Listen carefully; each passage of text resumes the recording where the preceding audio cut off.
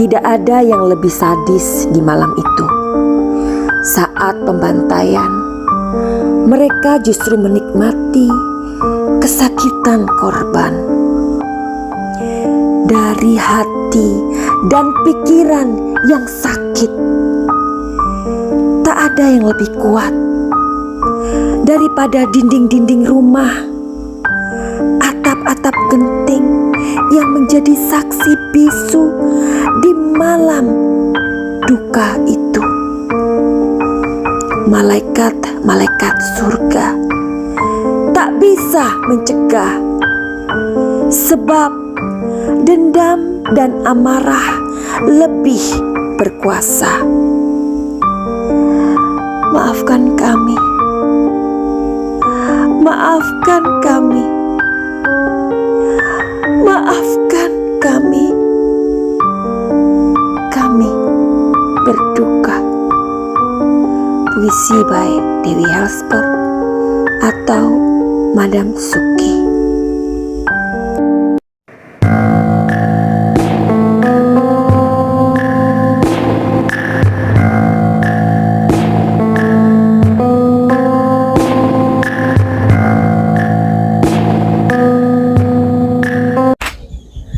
Masyarakat memang sedang gelisah dan bertanya-tanya, ini kasus kok nggak selesai-selesai sih?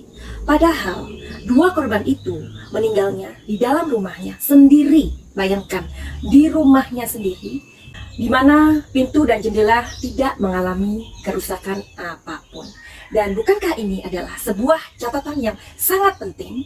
Kalau ternyata pintu dan jendela itu baik-baik saja, artinya kan, nah, masyarakat juga tidak bodoh, dan kita semua pastinya menunggu sampai saat ini, di mana masyarakat yang semakin gelisah akhirnya pun membandingkan kejadian demi kejadian dengan kasus perampasan nyawa ibu dan anak ini. Misalnya, dua sejoli yang ditemukan meninggal di sungai. Polisi sangat cepat, entah itu kejahatan kriminal lainnya seperti mutilasi dan banyak lagi. Polisi sangat cepat untuk mengungkapnya. Tapi beda dengan kasus perampasan ibu dan anak ini. Nggak salah kan kalau kami sebagai masyarakat ini masih hari ini sudah 4 bulan lamanya menanti dan menunggu. Yuhu! Anybody home? Semua kita disinari oleh kasih dan cinta.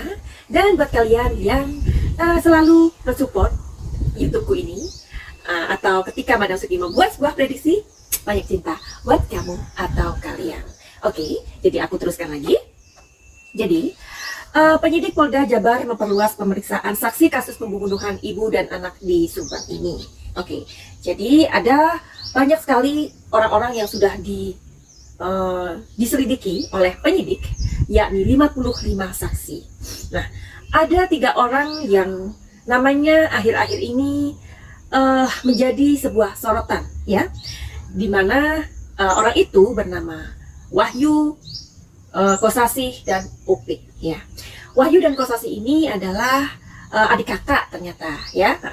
Jadi mereka ini pastinya dipanggil beberapa kali, tetapi yang kita tahu yang beredar di masyarakat hanya 4 orang, ya kan? Yoris, kemudian Danu, Bapak Yosep, dan Bu Mimin, dan beberapa lagi, ya, mungkin anaknya Bu Mimin yang kita tahu, dan kita fokus kepada orang-orang tersebut. Tapi ternyata 3 orang ini menjadi sorotan kembali, dan aku membacanya di Medcom ID. Nah, jadi pada tanggal 30 November 2021, penyidik kemudian memanggil beberapa orang lagi. Nah, contohnya Kosasih. Kosasih pada tanggal 30 November 2021 diberikan 15 pertanyaan lagi. Dan kita pastinya kurang begitu memperhatikan, ya, karena seperti yang tadi aku bilang bahwa fokus kita hanya kepada orang-orang yang namanya sering sekali kita dengar atau dijadikan sebuah pembicaraan di dunia maya ini. Dari media Medcom ID itu pada tanggal 30 November 2021, 3 orang yang diperiksa itu yakni mantan kepala sekolah di Yayasan Bina Prestasi tersebut. Loh, kok dibilang mantan? Ya, ternyata orang tersebut yang bernama Wahyu sudah mengundurkan diri begitu. dan diikuti oleh 2 orang lainnya, yakni Kosasih dan Opik. Jadi tentu saja mereka dimintain keterangan-keterangan yang dibutuhkan meskipun mereka sudah mengundurkan diri.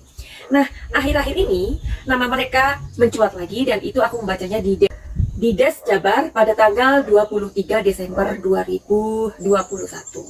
Ya, jadi Wahyu ini setelah bulan Agustus something like that ya, si Wahyu ini pernah menghilang katanya. Tapi menghilang kemana kita kan nggak tahu. Jangan-jangan ia menginap di kantor polisi, we never know. Karena menurut Medcom ID yang aku baca, memang sudah tidak ada sangkut pautnya dengan yayasan lagi, alias sudah mengundurkan diri 3 orang tersebut. Nah, jadi di sini ada banyak sekali ya berita yang berseliweran, yang mungkin saja si Wahyu dan Kosasih itu ingin melarikan diri seperti itu, dan banyak lagi lah ya kenapa si Wahyu ini menghilang gitu. Dan kita mau cari tahu hari ini, karena kita tahu ya yayasan ini sepertinya memang banyak sekali misteri ya, dimana Ibu Tuti almarhumah sebagai bendahara dan almarhumah adik Amel sebagai sekretaris. Nah, kalau kita tahu tadi si Wahyu ini adalah mantan kepala sekolah, Kosasih juga staf, dan Opik juga. Jadi pastilah orang-orang ini ada sangkut pautnya dengan yayasan. Tapi kalau beritanya yang berseliweran si Wahyu ini hilang atau juga si Kosasih ini hilang, kemanakah mereka? Nah itu loh. Atau memang mereka sengaja diamankan atau bagaimana? We never know yet. Seperti yang aku bilang bahwa barangkali yang kita tahu di sosial media itu mungkin memang hanya 10% ya, tetapi selebihnya pastilah itu adalah bagian dari polisi dan penyidik yang tahu.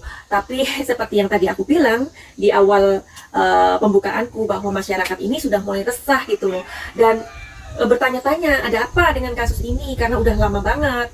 Sementara korbannya itu meninggal di rumah. Kita mau compare ya, banyak sekali kejadian-kejadian yang mutilasi lah ya, apalah ya, dan itu terjadinya di luar rumah.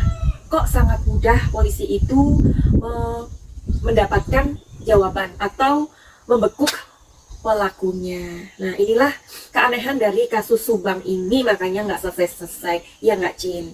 Nah jadi ternyata Wahyu ini adalah saksi, mungkin ketiganya itu ya, Wahyu ini adalah saksi dari bulan Agustus sampai Desember. Nah terus pada tanggal 30 November 21 Kosasih, Wahyu dan Opik ini juga diwawancarai dan mengatakan bahwa mereka itu ikut memantau TKP pada saat itu. Jadi pada tanggal 19-nya kalau begitu ya. Nah inilah akhirnya kenapa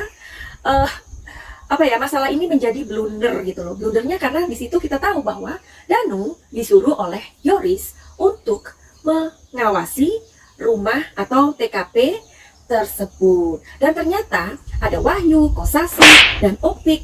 Ini mereka juga ternyata ada di sana. Sebenarnya itu ada 4 orang katanya si Kosasih ya. Ada Danu, Kosasih, Opik, Wahyu, dan 1 orang lagi. Nah ternyata ada 5. Nah 1 orang lagi ini orang berasal dari Palasari, tetapi memang sama Kosasih tidak disebut namanya. Aduh, makanya kasus ini jadinya bikin orang sepaneng, bikin orang jadi senewen, bikin orang jadi emosi. Pokoknya udahlah nano-nano. Karena apa? Kita menjadi menyangka-nyangka yang A, B, C, D, F, ya kan? Nah, sementara yang kita tahu yang berseliweran hanya 4 orang itu aja. Nah, jadi kita mau intip kartu hari ini ya. Kalau saja Wahyu, Kosasih, Opik ini adalah orang-orang yang terlibat di malam itu ya, 18 Desember. Jika ya, aku mengatakan jika, seandainya. Ini kan sulitnya karena ada Danu di situ. Nah, seperti itu. Sedangkan Danu yang menyuruh adalah Yoris. Nah, jadinya seperti mulek gitu loh kata orang Jawa. Jadi oke, kita mau lihat apakah Wahyu dan Kosasih ini di mana keberadaannya. Itu aja kali ya. Di hari ini kayaknya kita mau tahu aja deh keberadaan Wahyu dan Kosasih itu di mana. Karena kabarnya mereka ini menghilang. Mereka ini menghilang atau mereka melarikan diri atau memang diamankan? Kita belum tahu ya Cin ya. Oke, jadi kita akan segera cari tahu melalui energi kartu ini. Oke.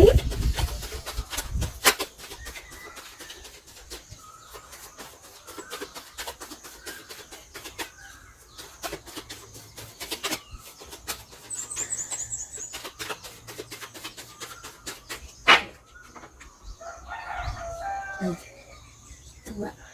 Wow. Oke.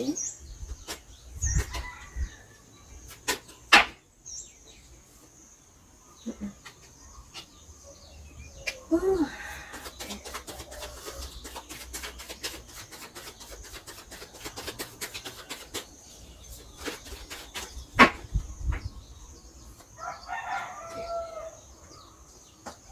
Ini kartu petunjuk ya.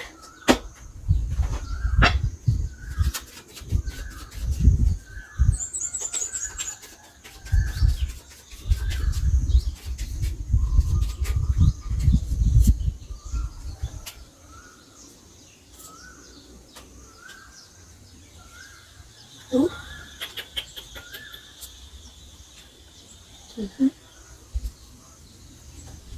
Wow. Oke, jadi kita mau lihat ya kondisi dari atau keberadaan, kita mau cari tahu keberadaan dari Wahyu dan Kosasi ini. Seperti yang kita tahu bahwa mereka ini adalah adik kakak ya. Jadi di manakah mereka saat ini? Oke, saat ini mereka ada di sebuah tempat, tepatnya mereka sedang menyendiri atau mereka sedang istilahnya mengamankan dirinya ya. Entah ini untuk sebuah apa ya, entah ini untuk mencari sebuah ketenangan atau apapun itu. Jadi mereka ini karena mereka ini adik kakak, pastinya bisa jadi mereka bersama-sama sekarang ini, tetapi sedang menyendiri begitu ya. Karena di sini memang ada sebuah ketakutan di dalam diri mereka jika mereka terkait dengan masalah ini. Tapi kalau memang kita nggak salah, kenapa kita harus takut ya? Jadi kan itu ada apa? Nah, karena di sini ada sebuah new vision dari Wahyu dan Kosasi ini untuk the next apa selanjutnya ya. Nah, di sini aku melihat sebuah salib. Salib itu karena ini kan kartu Eropa. Jadi karena ini kartu Eropa, kalau kartu ini keluar artinya mereka sedang bingung atau kacau ya. Karena di sini ada sebuah upaya dari diri mereka untuk sebenarnya untuk berani, tetapi nggak bisa gitu, karena di sini ada sebuah beban dalam diri mereka. Oke. Yang aku bilang tentang kartu ini adalah kepolisian ya. Polisian masih terus mencari data, mencari keberadaan. Tentunya kalau mereka menghilang kan mencari tahu kemana. Jadi itu aja yang bisa aku intikan hari ini. Dan aku akan memberikan sebuah video kepada kalian untuk mengingatkan sesuatu yang pernah aku buat ya, yakni mengenai sebuah pesan dari almarhumah Ibu Tuti ya. Aku buat di sini.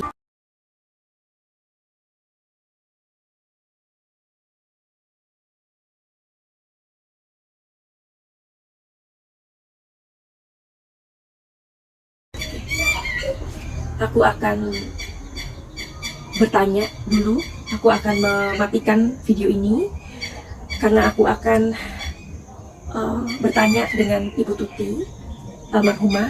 Itu berarti aku harus fokus sebentar ya. Sudahi bersih tegang ya, karena di sini akan terlihat siapakah pelakunya. Karena Bu Tuti melihat dan merasakan polisi sudah sangat luar biasa ingin membantu masalah ini ya. Dan bahkan juga Bu Tuti sudah merasakan energi dari orang-orang seperti kita ini yang memberikan banyak cinta melalui doa ya. Dan pesan Bu Tuti selanjutnya kepada Yoris,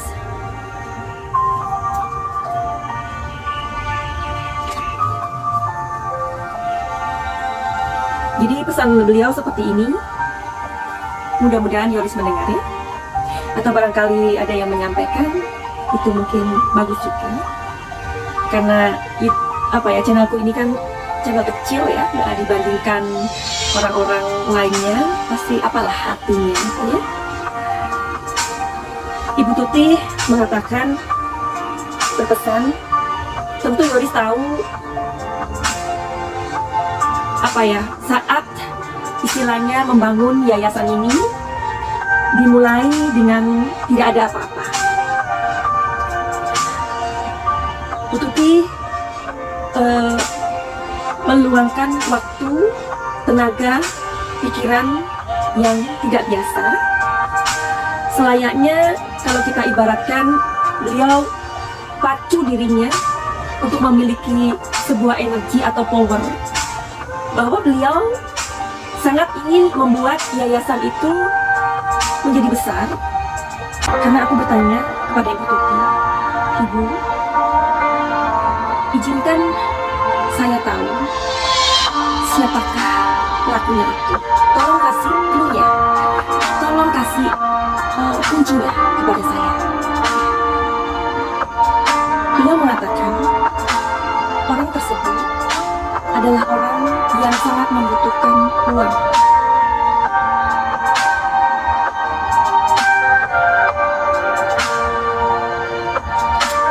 Kemudian beliau memberikan bocoran lagi sama aku. Ini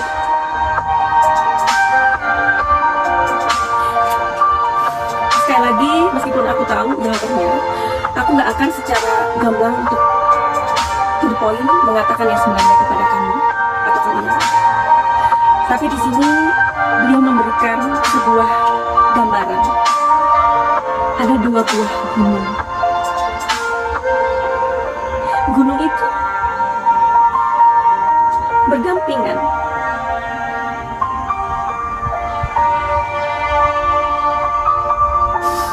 Apakah kamu tahu maksudku?